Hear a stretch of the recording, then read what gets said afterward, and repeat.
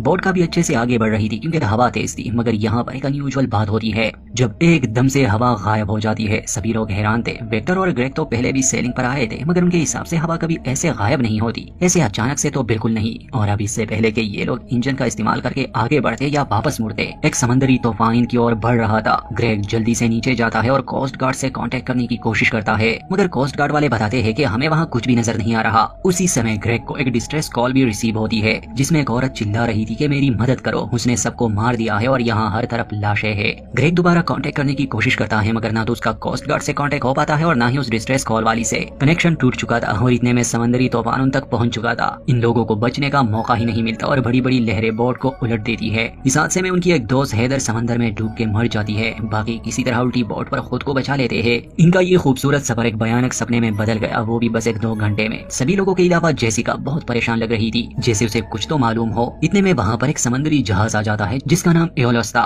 इसे देखकर ये लोग खुश थे कि चलो हमें बचा लिया गया। ठीक उसी समय उन्हें शिप पर ज्यादा लोग नहीं, बस एक इंसान की झलक नजर आती है। वो लोग अपनी बोट छोड़कर शिप पर चढ़ जाते हैं, मगर अजीब बात ये थी कि उन्हें वहाँ और लोग नहीं मिलते। खैर वो एक्सप्लोर करते हैं। ये जहाज बहुत बड़ा था और ऐसा तो हो नहीं सकता कि ये बिल्कुल खाली हो। वो लोग शिप को एक्सप्लोर करने लगे, मगर जेसिका को हर चीज जानी पहचानी लग रही थी, जैसे वो यहाँ पहले भी आ चुकी हो। बस वो अपने दोस्तों को ये सब समझा नहीं पा रही थी। इससे पहले सेली और डॉनी बहुत परेशान थे कि उन्होंने हैदर को खो दिया, मगर अब चूंकि इन्हें रेस्क्यू कर लिया गया तो इन्हें ये भी लगता है कि शायद उसे भी बचा लिया होगा। काफी टाइम से ये लोग इस जहाज में घूम रहे थे, मगर इन्हें अपने अलावा कोई नजर नहीं आता। बल्कि एक शॉकिंग खबर मिलती है कि असल में ये जहाज तो बहुत पुराना है। ये साल 1932 का जहाज है। साथ ही इसके नाम और उस मिथोलॉजी के बारे में थोड़ी जानकारी थी, जिसे हमने शुरू में आपको बताया था, क्योंकि इस जहाज का नाम भी एक यूनानी देवता के नाम पर रखा गया था और उसी देवता ने श्राप दिया था राजा सिसिपस को। अब आहिस्ता आहिस्ता चीजें अजीब होने लगी थी। इतने बड़े जहाज का खाली होना और वो भी इतना पुराना। खैर चलते चलते ये लोग किसी की आहट सुनते हैं। जब विक्टर देखने जाता है उसे कुछ चाबियां मिलती है। वो उसे अपने दोस्तों को दिखाता है कि यहाँ जो कोई भी है इसे लेने वापस जरूर आएगा। मगर जब जेसिका उन चाबियों को देखती है तो हैरान रह जाती है, क्योंकि ये उसी की चाबियां थी। बाकी सबको तब यकीन आ जाता है जब वो कीचेन में से अपने बेटे टॉमी की फोटो उन्हें दिखाती है।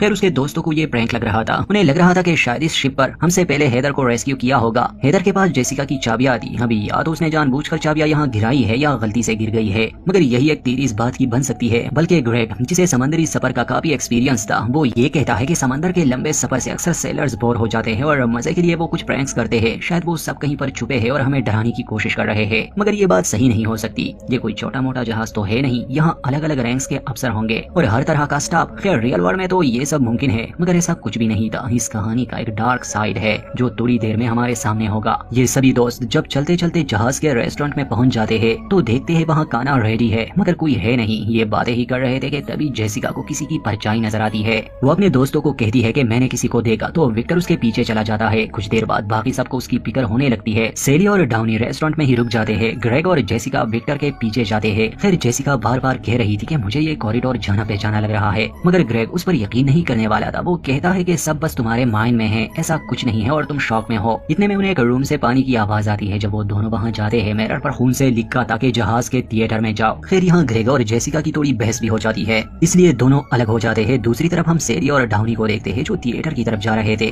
रास्ते में सेली देखती है कि प्लॉट पर खून भी है, मगर इस बात को ज्यादा सीरियस ना लेते हुए वो थिएटर में पहुंच जाते हैं। उन्हें वहाँ भी कोई नहीं मिलता। वहाँ पर जेसिका ग्रेग से नाराज होकर वापस से रेस्टोरेंट में आ जाती है, मगर वहाँ ना तो सेली थी और ना ही डाउनी, क्योंकि वो दोनों तो पहले ही थिएटर में जा चुके थे। अब वो क्यों गए, उन्हें वहाँ जाने के लिए किसने कहा, ये बात भी सामने आएगी। फिर उस समय जेसिका किसी की आहट सुनती है तो वो चुप जाती है, मगर जब वो देखती है कि ये तो विक्टर है जिसका सर जख्मी हो चुका है, वो उसकी मदद करने आगे बढ़ती है, मगर विक्टर जेसिका का ही गला दबाने लगा। इससे पहले कि वो जेसिका को कत्ल करता, जेसिका उसके जख्म पर जोर देती है। असल में विक्टर के सर में पीछे की तरफ एक छेद हो चुका था। अब ऑलरेडी उसका काफी ब्लड लॉस हो चुका था, इसलिए वो वहीं पर मर जाता है। मगर अब जेसिका इतनी घबरा जाती है कि वो कुछ समझ ही नहीं पाती। वो थिएटर की तरफ भागती है ताकि ग्रेग को इस बारे में बता सके, मगर जैसे ही वो वहाँ पहुँचती है, वहाँ के हालात देखकर उसके पैरों तले जमीन खिसक जाती है, क्योंकि वो देखती है कि ग्रेग को शूट किया गया है। सेली और डाउनी उसके पास बैठे रो रहे हैं। जेसिका के आते ही दोनों उस पर गुस्सा करते हैं। सेली उसके ऊपर भड़क जाती है कि तुम पागल कमीनी, तुमने इसे मार दिया, आखिर क्यों? जेसिका कसम खाती है कि मैंने ग्रेग को नहीं मारा, आखिर तुम लोगों को ऐसा क्यों लगता है? तो वो बताती है कि मरने से पहले उसने हमसे ये बात कही थी कि जेसिका ने मुझे शूट किया। हाँ, इससे पहले कि ये लोग कुछ समझ पाते, ऊपर से एक निकाबपोश आदमी शूट करने लगता है। वो सेली और डाउनी को मार देता है। जेसिका किसी तरह उससे अपनी जान बचाकर भागने लगी, मगर एक पॉइंट पर वो निकाबपोश उसे पकड़ लेता है। जेसिका रोते हुए बार बार कह रही थी कि प्लीज मुझे मत मारो, मेरा एक छोटा बेटा है। एक लम्हे के लिए वो मास्क मैन रुक जाता है। जेसिका को भागने का मौका मिलता है, मगर डेक पर आते ही ही वो मास्क मैन जेसिका को मारने की कोशिश करता है। जेसिका एक एक्स की मदद से उसे हरा देती है और उसे समंदर में फेंकने से पहले हम जान पाते हैं कि इस निकाब के पीछे असल में एक औरत है। वो जेसिका को बार बार कह रही थी कि अगर तुम्हें यहाँ से निकलना है तो सबको मारना होगा। जेसिका उसे समंदर में गिरा देती है और इसके बाद जेसिका जो देखती है उसे अपनी आंखों पर यकीन नहीं आ रहा था। वो उसी उल्टे बोट को समंदर में देखती है जिस पर 5 सर्वाइवर्स थे, ग्रेग, विक्टर, जेसिका, सेली और डॉनी। शुरुआत में जब बोट से इन लोगों ने किसी की हल्की सी झलक देखी थी वो कोई और नहीं बल्कि यही जेसिका थी। अब कहानी में हमारे पास 3 जेसिका है। वो कैसे, आपको समझाता हूँ। एक ये वाली जेसिका जो शुरू से हमारे साथ है, एक पास्ट वाली जो अभी बोट पर है क्योंकि कुछ समय पहले एक तूफान आया था और वो अपने दोस्तों के साथ इस जहाज को आता हुआ देख रही है, और एक तीसरी जेसिका भी है जो असल में पहले से इस जहाज पर मौजूद है। इतना तो आप लोग समझ ही गए होंगे कि ये लूप है और हर लूप के साथ जेसिका की एक अलग नई कॉपी बनती है, मगर अक्सर पास्ट वाली जेसिका आकर फ्यूचर वाली जेसिका को मार देती है, इसलिए ये लूप भी कंटिन्यू है। खैर कहानी के साथ साथ आप अच्छे से समझ जाएंगे। अब यहाँ जेसिका को भी समझ आने लगी कि क्यों ये सब उसे अजीब लग रहा था और जहाज उसे जाना पहचाना लग रहा था क्योंकि वो पहले भी यहाँ आ चुकी है। खैर वो एक रूम में आती है, इस बारे में सोचती है कि वो क्या करे, मगर वो अपने दोस्तों के सामने नहीं आती क्योंकि उसकी एक कॉपी ऑलरेडी वहाँ थी। अब उसके दोस्त दोबारा से शिप पर चढ़ते हैं, मगर चूंकि उनके लिए ये पहली बार है तो उन्हें कोई अंदाजा नहीं और सब वैसे ही रिपीट हो रहा है। विक्टर को जेसिका की कीज मिलती है। अब हम जान गए कि वो कैसे उसे मिले थे, क्योंकि जेसिका का एक वर्जन ऑलरेडी यहाँ था। खैर जेसिका को अपने तीसरे यानी फ्यूचर वर्जन के बारे में तब पता चलता है जब वो उस रूम में जाती है जिसमें पहले ग्रेग और जेसिका गए थे और मिरर पर लिखा था कि जहाज के थिएटर में जाओ। तो वो समझ गए कि अब यहाँ उसकी 2 कॉपीज एग्जिस्ट करती है, एक जो अभी अभी डूबते बोट से इस जहाज पर चढ़ी है और उसे कुछ भी नहीं मालूम, और दूसरी फ्यूचर वाली जो इस लूप में पहले से है। फिर वो सोच समझ कर फैसला लेती है क्योंकि ये सब पहले हो चुका था, तो अगर वो कोई गलत कदम लेगी शायद हालात और खराब हो जाए। मगर जब से जेसिका इस जहाज पर आई थी वो बार बार कह रही थी कि मुझे डेजावू महसूस हो रहा है। वो अपने दोस्तों का पीछा करते हुए रेस्टोरेंट में जाती है और अब चूंकि हम प्रीवियस कहानी जानते हैं तो ये वो समय है जहाँ दूसरी जेसिका को किसी की परछाई नजर आती है। वो अपने दोस्तों को कहती है कि मैंने किसी को देखा। फिर विक्टर उसके पीछे जाता है। जो हमारी मैन जेसिका है जो हमारे साथ शुरू से है उसे हम जेसिका 1 कहेंगे। अब जेसिका 1 विक्टर से छुपने के लिए वहाँ से निकल जाती है क्योंकि वो उनके सामने नहीं आ सकती थी। वो डेक पर आती है और समंदर में डाउनी की लाश देखती है जिसे बर्ड्स खा रहे थे, और इतने में वहाँ विक्टर भी पहुंच जाता है। अब विक्टर को कोई अंदाजा नहीं था कि असल में ये जेसिका कौन है और इसने क्या क्या देखा, बल्कि वो हैरान इस बात पर हो जाता है कि आखिर तुम यहाँ इतनी जल्दी कैसे पहुँच गई। जेसिका उसे समझाने की कोशिश करती है कि देखो यहाँ कुछ अजीब हो रहा है, वहाँ नीचे अभी मेरी एक कॉपी है जो ग्रेग के साथ तुम्हें ढूंढ रही है। ये सब पहले हो चुका है, मैंने तुम्हें मरते देखा है, मैंने सबको मरते देखा है। वो उसे डाउनी की लाश भी दिखाने की कोशिश करती है मगर वो लाश वहाँ नहीं थी। विक्टर कुछ समझ नहीं पा रहा था क्योंकि इस टाइम ट्रेवल और अजीब सी ख्याली बातों पर कौन यकीन करेगा। समझाते समझाते जेसिका एक्सीडेंटली विक्टर को धक्का देती है और दीवार में लगा एक लोहे का रॉड विक्टर के सर में चला जाता है, और यहाँ हम जान पाते हैं कि क्यों विक्टर जख्मी हुआ था और बाद में मर गया। विक्टर को इस हालत में देखकर जेसिका इतनी घबरा गई कि वो वहाँ से भाग जाती है और कॉरिडोर में वो ग्रेग और अपनी कॉपी को देखती है,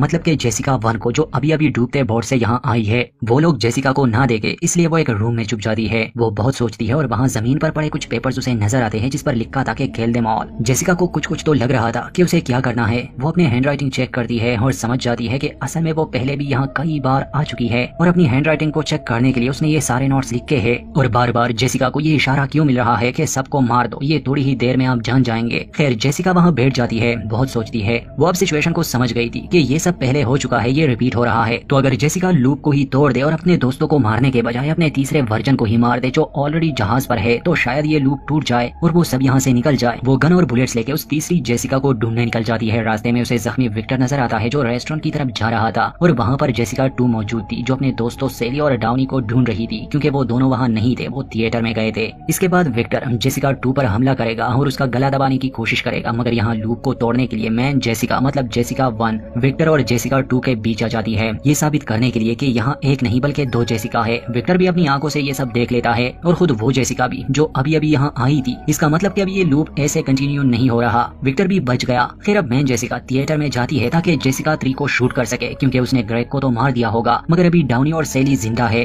थिएटर में आते ही वो जेसिका 3 को शूट करती है मगर वो मरती नहीं, जख्मी हो जाती है। मैन जेसिका सेली और डाउनी को थिएटर से जिंदा बाहर ले आती है, उन्हें समझाती है कि मैंने किसी को नहीं मारा बल्कि हम सबको कोई